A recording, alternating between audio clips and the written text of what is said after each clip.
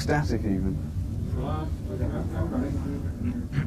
Okay, so if I can start off just getting a brief history of the band, how you met, how you came to work together, that sort of thing. I guess that means me start, huh? All right. While I was recording my second solo album, Long Hard Look, I had the good fortune to have Viv playing about 3 tracks, and we struck up a friendship and talked about working together at some point in the future. At the time, he was involved in a group called River Dogs. A short time later, upon their demise, we again spoke about putting something together, and along with Bruce Turgan, the bass player and co-writer of a lot of the songs, we ventured out as a band, looked for a drummer, and began putting together what would become the first Shadow King album. Splendid. And what sort of experience do you think you brought to the band, the Shadow King band, from your previous solo stuff? Obviously you did in D.O. Whitesnake, that sort of thing. Well, I brought a lot of years of working with Foreigner as a lead vocalist and writer and co-writer of just a bunch of songs. And again, 2 albums worth of solo material. Just a lot of experience and hopefully a strong vision and some very definite focus on what Shadow King could be as a rock band. Did you, I mean, obviously having done 2 solo albums, did you feel it was important that the band was built as a band rather than Lou Gramm and Shadow King, or Lou Gramm and Vivian Campbell? Yeah, I think there was a lot of opinions outside of the band on how it ought to be handled, but from within the band we unanimously wanted it to be a band name, not Lou Gramm Band or Lou Gramm and the name of a band. We wanted it to be a band because that's exactly what it is. Brilliant. And do you think that the albums, mainly the songs that are a collaboration between you and Bruce, do you think that will the album represents the band at this stage, or do you think that it'll change when maybe you do the next album? There's more writing from Vivian and Kevin as well. I think at this point it's a representative first step. I see Viv's participation in writing and in singing and basically all aspects as increasing. I think once the band gets on the road, performs together as a band, and starts, presenting input from our experiences together as a band, we'll grow creatively, and you'll see different facets emerging. Splendid. And after spending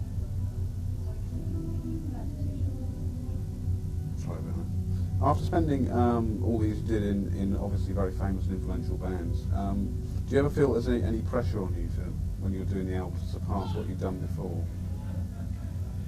I don't know. I kind of I feel like I have my own goals to achieve, and I try and keep them within reach, just out of reach maybe. I think that there'll always be some sort of comparison with things I've done in the past, mainly Foreigner.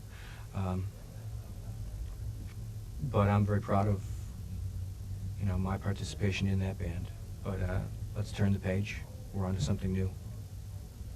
If I can ask a few questions about the album now. After hearing the River Dogs album, which was the last thing they did before this album, and your Long Hard Look album, I was a bit surprised that I don't know what the word, perhaps I thought Viv's guitar playing was a bit subdued on the album. Do you think that's a fair comment? There wasn't as much guitar playing as maybe I've heard in the past.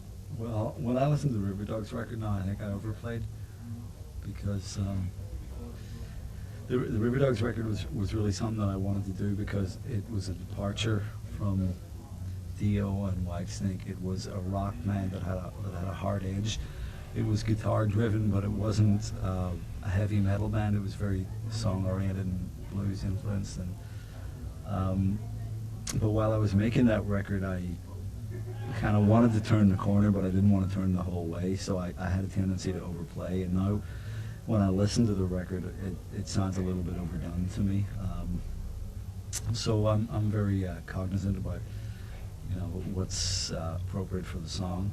And in the case of Shadow King, it's the songs are basically all very melodic, just with a guitar edge. And so if anything, I'd rather be understated than overstated, particularly for this first record.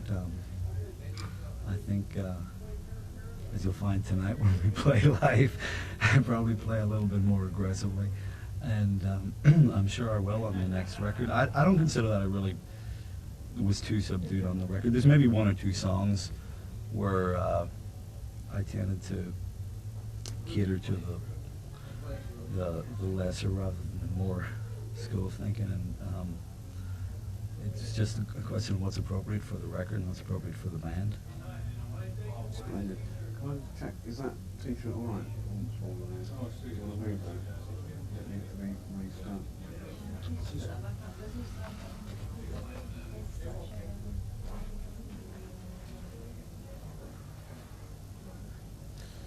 Okay, if I ask about Keith Olsen now, who produced the album.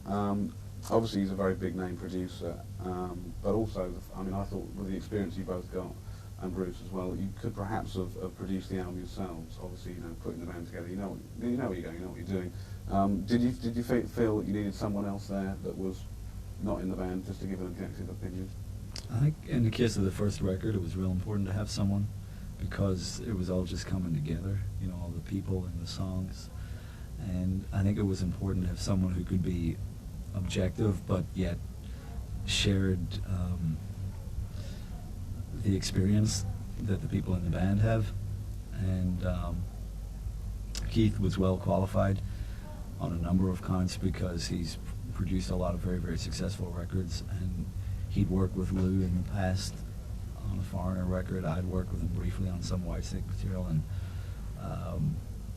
we were familiar with his work. And he's a great vocal producer, and he has very good pop sensibilities and good radio ears for making, you know, FM sounding records.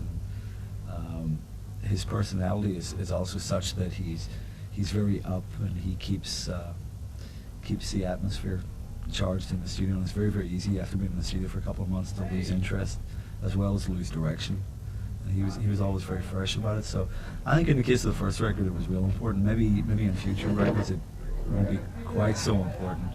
Hey, keep going out there, buddy. You're on TV.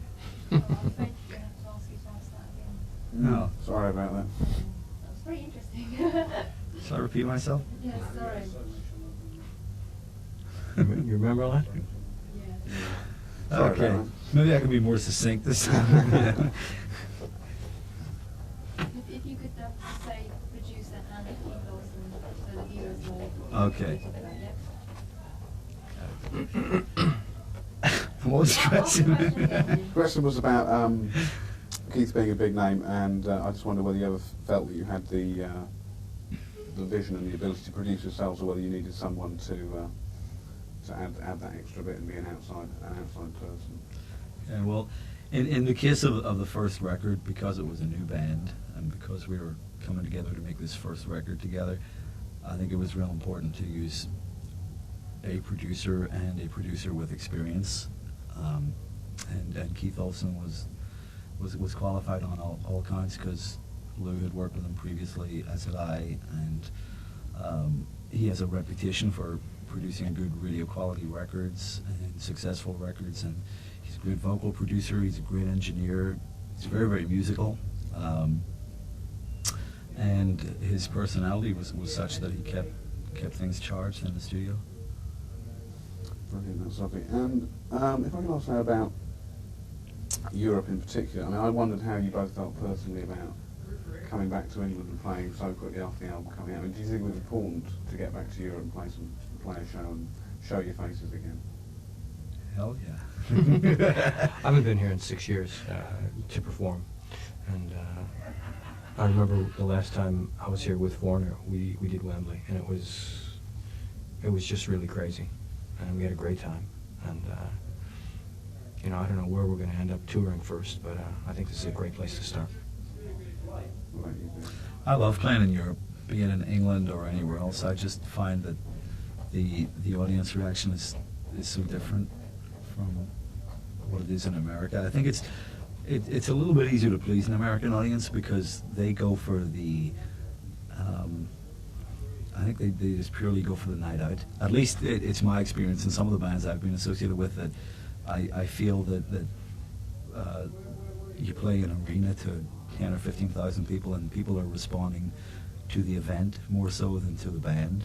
And I think it's also been my experience playing in Europe that European music fans are much more critical of the music and much more aware of the history of the band and the music that the band makes, and more so than just some place to go on a Friday night. So that's why it's always exciting to come back. Plus, I was born in Europe, and it gives me a chance to go home. So. And what about when you were rehearsing, getting the set together? I mean, obviously you're going to play a lot of the new album. Did you feel any pressure that you want to play perhaps some old foreign stuff, all that sort of thing? I don't know about pressure. I think it was just kind of a general consensus to maybe touch base on a little bit of the past, and it's not you know, melding Foreigner with Shadow King. We hit on one song, and we actually do a couple songs from the late '60s, early '70s from our favorite bands. So it's just kind of a place to show people where we were coming from. Do you think you need to approach gigs in a different manner in song terms in Europe as opposed to the States? We don't have a lot of leverage. There's not a lot of variables there. We have our album and a few other things, and that's it. But you know, it's not aimed at any particular audience. We're pretty confident it'll go down anywhere. Anyone with ears would do. Great. And I was going to ask about the lyrics now a bit. I mean, having read all the lyrics, it seemed that relationships feature fairly heavily on topic-wise on the content. I mean, do you ever feel that you need to move away from that subject and it gets a bit overdone, a bit tired? I don't think that this album overdid it at all. I think there's it's probably 50-50 on just expressing emotions, not having to do with the relationship, commenting on the state of the world, reflection on oneself, like the song "Boy" is just, you know, this is what I am, take it or leave it. I don't think there's an overkill in the love relationship. We hit on that a couple times, and that's about it. And I want to ask about one song in particular that interested me, which was I think it's the only song that you wrote with Vivian, which was "Russia." I wondered whether that was actually written about a political sort of thing, or what the inspiration behind that song was. I think the guitar line was actually so haunting, and the mood of the song very ethnic, that it can either be interpreted as a personal relationship or a call to mother country. It's really wide open. It works anyway. And what about any other plan? When you obviously come over with this one show, you looking to come back to Europe fairly soon again? We'd like to, as soon as they'll have us. So We've just signed with an agency, and they promised us something pretty good for 1992. We're gonna need all of that to establish this band, but we don't know what it is yet. So. Splendid. I think that covers everything I had down here. I cut you off? I just want to see whether there's anything that... Bastard. Get me later if I don't. I just wanted to ask if there's anything that I didn't ask that you'd like to talk about, any particular things that I may have missed. Want to talk about Knitter? Nah. No. Actually, Vivian, perhaps you could say about your previous bands and the experiences you brought to Shadow King, and also, did you share the same vision as Lou as what you wanted the band to be? Was it like really sorry if you talked. Okay, It'd be answer your nice question. about, like, both of you talking about that. Good point. Okay. Well, Jim. I don't know. This is a very different band from what I've been associated with in the past. Not only musically but personally. For one thing, I mean, the major bands that I've been associated with in the past have been really hardcore rock bands. Like Dio was a real heavy metal band in every sense of the word, and Whitesnake was a very hard rock band too. But there's a difference here musically because there's a very strong emphasis on melody, and Lou's a very different singer from Ronnie Dio, very different indeed. I mean, Lou's a real soul singer, and there's a lot more space in the music. And as I said before, with the River Dogs, I was trying to musically move into something that was different for me. I still want to play guitar, and I still want to challenge myself as a guitar player, but I felt more comfortable playing in a blues style and going for a less is more approach. And so I don't really know. I guess to this band I brought an edge more than anything else. You know, I'm probably the heavy-handed one.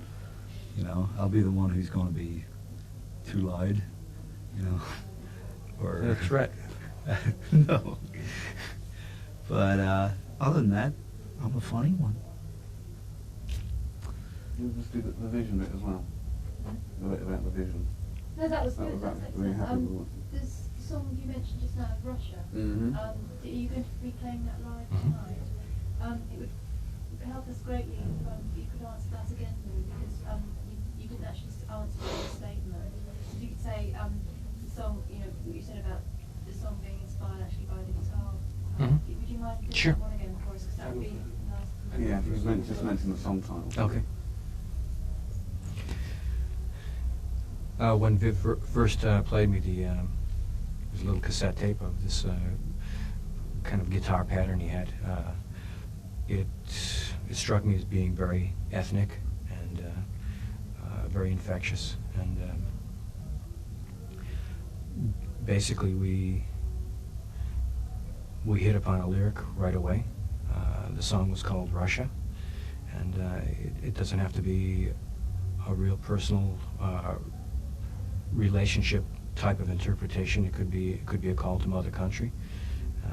We actually caught a little bit of flack from some people outside the band who thought it would be much more accessible if we personalized it. But we stuck to our guns, and it is what it is. Excellent. Now, there's just a couple of other things we'd like you to be involved with. We're doing our end of the year. Doing this gig. Oh.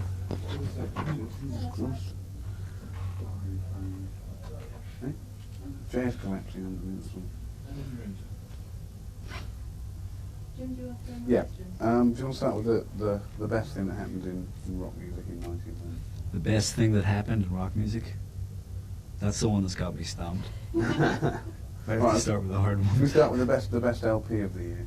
Okay. The best My album. favorite album of the year. So I'm trying to think if it came out this year or last year. I think it may have been the start of this year, and that was a band called the Rembrandts, which I really love.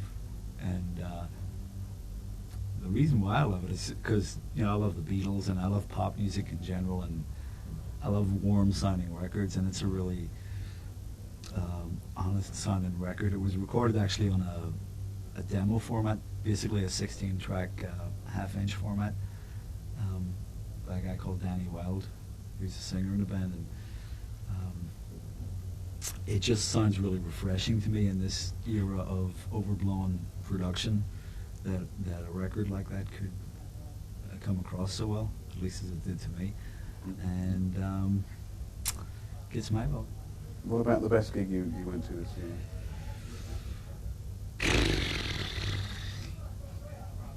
Gee, the River Dogs. I went to see the River Dogs a couple of weeks ago. I swear to God, I went to see the River Dogs a couple of weeks ago, and they were great. They were really outrageous. They got a bunch of new songs. They got a new drummer. They just got their act together, and they sounded very impressive. And I'm sure I've seen a lot of other gigs. I go to see a lot of bands and stuff. I can't remember offhand, but that's certainly in the last few months that's been one that took me by surprise because I really didn't expect it to be that good. And what about the worst thing in rock music this year? The worst thing in rock music, I think, is a continuing trend to just follow formats, you know, and stifle creativity. And I don't think that the music industry is very conducive to creativity, and that's unfortunate because that's what it's supposed to be about. What about the best thing? We can get back to that. The best thing that's happened for me, joining Shadow King, getting to come to Europe and hopefully do this show, which will be the start of many, and you know, having a good time, being allowed to do what it is I do, because if I didn't do this, I don't know what I'd do. Thank God for rock and roll. Brilliant. Excellent, thank you. Splendid. Okay. You've taken all this. That's all what you were going to say, wasn't it? Exactly. What he said. Just have that a little bit looser, Patrick. Thank you. Okay. Okay, so we'll start off with the best album of the year. What do you think the best album of the year is? I have to say the Metallica album, and I've never been a fan, really. I've tried to like them for years, and I haven't. But this album, I think, has done it for me. I think there's a stronger sense of melody, and the modal harmonies are really appealing. What about the best gig of the year? I don't know. We spent a lot of time recording, and I can't really say that there was one that really turned me on. I went to a few shows, and it's not even worth mentioning who, because they weren't the ones. All right. What about the worst thing that happened for rock music in 1991? I think we lost a lot of good people in rock, from Steve Marriott, Steve Clark. Geez, I don't want to start naming names because I know I'm going to forget somebody, and they were all important, and they'll all be missed. That's a drag. Also, the continuing tightened format and the absence of rock on the charts is a little bit depressing, but I think it's going to change. Right. What about the best thing? The best thing of the year? For me, completing this album and feeling like I've accomplished something new and vital and fresh, and having a good bunch of people around me. Splendid. That's great. Okay, that's it for you guys. Thank you very much. Bye. Okay, so what was your favourite LP of the year? I think it's got to be the new Nirvana album. And what about the best gig of the year for you? I don't know if it was everybody's best gig, but I really enjoyed the latest AC/DC tour. And what about the worst thing that happened in rock music or to rock music? The worst thing that I can think of hits pretty close to home is the Bill Graham tragedy. And what about the best thing? The best thing's got to be this album, Shadow King. Lovely. Yep, spot on. Okay. Brilliant. Should I get out of here now, Um, or just slide over? you're doing up to you, sure. Okay. You set now? Oh, no, I'm not. I still don't have an album. Pick an album, any album. What was the last album you listened to that came out this year? Ours. Led Zeppelin. Well, we put That's too not much time working. in this record this year. We don't get out much. What else did we hear that was good? I'm trying to think some of the other product that we got in. Yeah, from Atlantic. Rock. Look at you. Yep, look at me. Okay, so what was your favourite album of the year? I'll have to say the new Julian Lennon album. And what about your favourite gig of the year? Favorite gig was Kiss. They had the old show at the Pyro and everything. It was just great, like the old days. And what about the worst thing that happened to music this year? I think all the deaths in and around the music industry were probably the worst thing. Sorry. And what about the best thing? Best thing? Well, of course, this album, Shadow King. So you better just do the Yeah, worst we can just do the thing. worst thing again because I interrupted you. Okay. Won't ever do that. Ever do that again. So what was the worst thing that happened to you this year? I'd say all the deaths that happened in and around the music industry. Right then, that's it. Super. Wrap up, Thanks very much.